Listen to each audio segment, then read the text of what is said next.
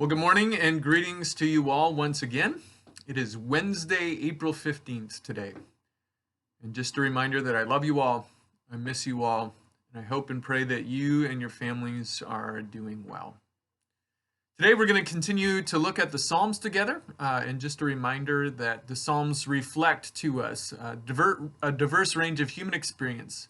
And then they show us, as followers of Jesus, what a healthy relationship with God looks like, no matter the circumstances and no matter the things that we're experiencing. And so yesterday we began with Psalm 1, where the psalmist invites us to keep reading and to keep studying and to keep meditating on God's word.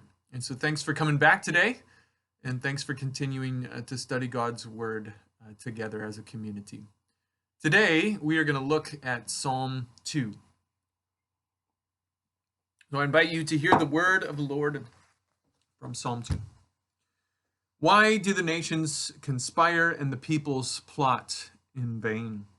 The kings of the earth rise up and rulers band together against the Lord and against his anointed, saying, "Let us break their chains and throw off their shackles." The one enthroned in heaven laughs. The Lord scoffs at them. He rebukes them in his anger and terrifies them in his wrath, saying, "I have installed my king on Zion, my holy mountain. I will proclaim the Lord's decree. He said to me, 'You are my son. Today I have become your father.' Ask me, and I will make the nations your inheritance, the ends of the earth your possession. You will break them with a rod of iron. You will dash them to pieces like pottery.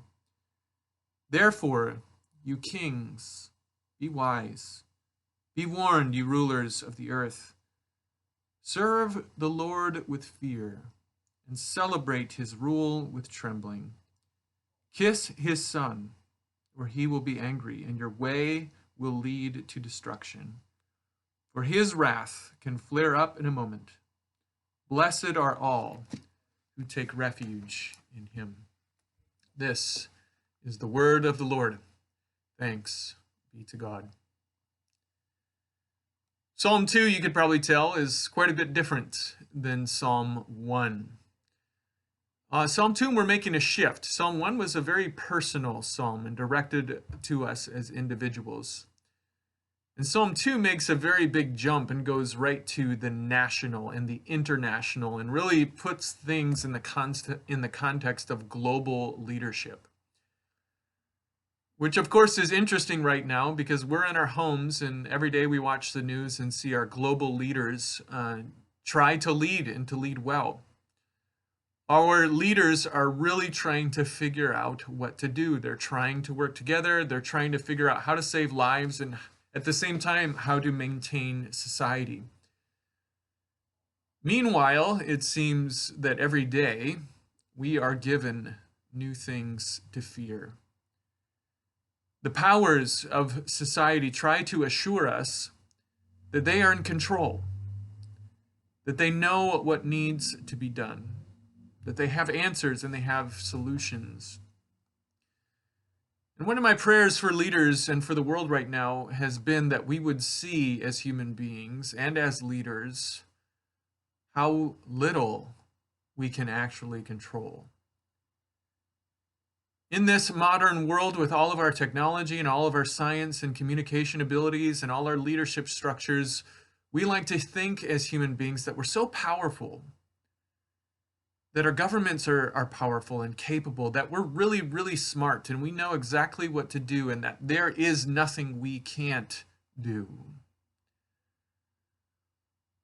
Psalm 2 meets us today, meets us in the crisis that we're experiencing as humanity, and reminds us as leaders and reminds us as human beings that there is value in humility, that there is value in recognizing who is truly in charge, who is truly king. That there is value in recognizing as leaders and as human beings our true place under the leadership and under the kingship of our Creator. Now, I want to be clear and say that I don't hear many rulers today actively defying God. But many of our leaders do like to act as if they are the ultimate power, the ultimate authority. And they're not. The nations belong to God. This is his world. He gives power to whom he gives power.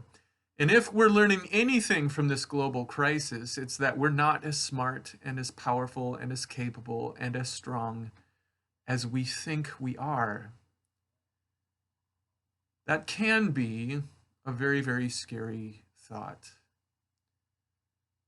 But not, verse 11, if we serve the Lord with fear and celebrate his rule with trembling.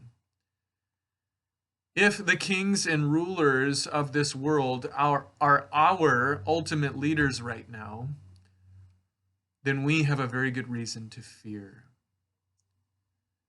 But if Jesus is our true king, and if we see our place under his rule, then we can have great confidence.